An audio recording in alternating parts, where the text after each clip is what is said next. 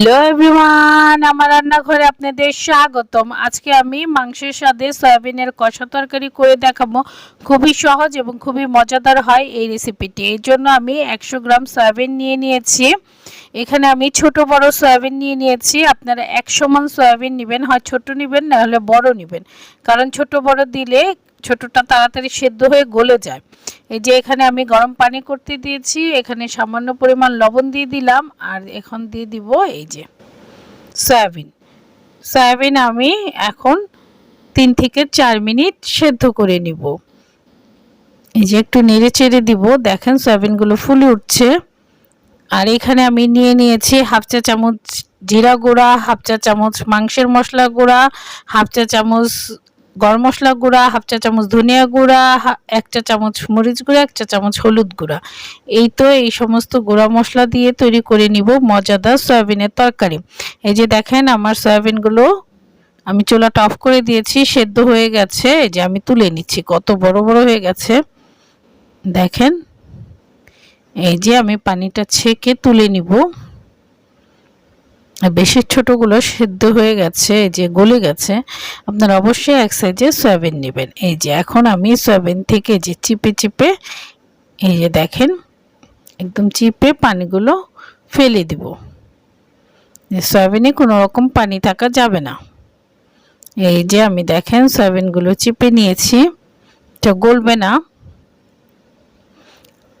এই যে এখন আমি হাঁড়িটা গরম করে দিয়ে দিব 2 টেবিল চামচ পরিমাণ তেল। তেলটা একটু গরম হয়ে গেলে এই যে আমি 3টা বড় সাইজের কুচনো পেঁয়াজ দিয়ে দিব। দিয়ে এখন একটু তেলের মধ্যে নেড়ে চেড়ে আমি একটু লবণ দিয়ে দিব। এই যে এখন আমি স্বাদমতো লবণ দিয়ে দিলাম। লবণ দিয়ে আমি আবার নেড়ে চেড়ে এই যে এখন দিয়ে দিব 1 চা চামচ আদা রসুন বাটা। আমি সমপরিমাণ আদা রসুন একত্রে বেটে নিয়েছি। যে আদা রসুনটা একটু ভেজে নিব কাঁচা গন্ধ চলে যাওয়া পর্যন্ত। আর এখন দিয়ে দিব এই যে পানি। আমি সামান্য পরিমাণ পানি, এই যে গুঁড়া মশলাগুলো দেখেন, এই গুঁড়া মশলাগুলো একত্রে এখন দিয়ে দিব তেলের মধ্যে।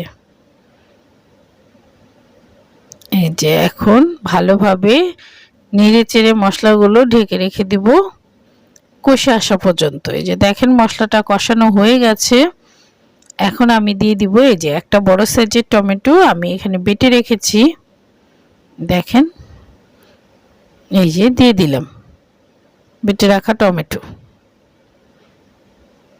এখন টমেটোটা একটু নেড়ে চেড়ে এই যে দিচ্ছি, দেখেন নেড়ে চেড়ে এখন এটাকেও ঢেকে রেখে দিব কষে আসা পর্যন্ত। এই দেখেন টমেটোটাও কষানো হয়ে গেছে। এই যে আমি নেড়ে দিলাম, নেড়ে এখন দিয়ে দিব এই যে এখানে 2টা বড় সাইজের আলু সেদ্ধ করে আমি এই যে ছোট ছোট কিউব করে কেটে নিয়েছি। এখন আর একটু লবণ দিলাম। এই যে যেহেতু আলুতে লবণ দেইনি সেদ্ধর সময়, এই জন্য লবণ দিয়ে দিলাম। এই দেখেন এখন দিয়ে দিব 2টা তেজপাতা মাঝখানে ছিঁড়ে 2 টুকরো করে যে দিয়ে দিলাম। এই যে এখন দিয়ে দিব সেদ্ধ করে পানি চিপে রাখা সয়াবিন। এখন সয়াবিনগুলো দিয়ে আমি আবার মশলার সাথে ভালোভাবে মেখে নিব। মেখে আমি ঢেকে রেখে দিব সয়াবিনগুলো কষে আসা পর্যন্ত। এই দেখেন সয়াবিনের থেকে যতটুকু পানি ছিল এতেই কষানো হয়ে গেছে। এই যে এখন আমি দিয়ে দিব হাফ কাপ পানি, পরে আমি আরও হাফ কাপ পানি দিব। এই যে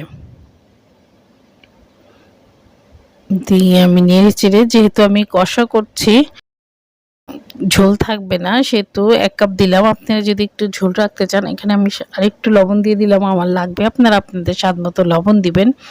আপনারা একটু ঝোল খেতে চাইলে আরও আধা কাপ পানি দিবেন। এই যে দেখেন আমি একটু নেড়ে চেড়ে দিচ্ছি। এখন দিয়ে দেবো কাঁচা মরিচ। এখানে আমি 5-6টা আস্ত কাঁচা মরিচ দিয়ে নিলাম। দিয়ে আমি এখন ঢেকে রেখে দিব কাঁচামরিচের ঝাল হবে না, সুন্দর একটা ফ্লেভার হবে, এই জন্য আস্ত দিয়েছি। এই যে নেড়ে চেড়ে এখন দিয়ে দিব সামান্য পরিমাণ টালা জিরা গুঁড়া।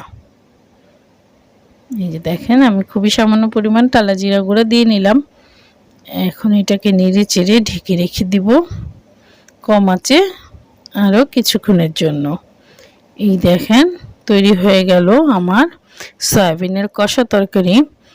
এখন এটাকে আমি ঢেকে ঠান্ডা হলে তারপর আপনাদের বেড়ে দেখাচ্ছি। এই দেখেন প্রায় ঠান্ডা হয়ে গেছে, পুরোপুরি ঠান্ডা হয়নি। দেখেন ঝোলটা একদম নেই, আরও ঠান্ডা হয়ে গেলে ঝোল আরও থাকবে না, একদম কষা তরকারি ভুনা ভুনা হয়ে গেছে। দেখেন এভাবে আপনারা করে দেখবেন, খেয়ে দেখবেন। এই দেখেন কত সুন্দর হয়েছে। যারা সয়াবিন পছন্দ করেন না তারাও একবার করে দেখবেন, তারা বারবার করতে চাবেন এই সয়াবিনের তরকারি। আর যারা সয়াবিন পছন্দ করেন এই রেসিপিটি অবশ্যই তাদের জন্য। আমার রেসিপিটি ভালো লাগলে আমার সাথে থাকবেন, পাশে থাকবেন, লাইক শেয়ার কমেন্টস দিয়ে আমার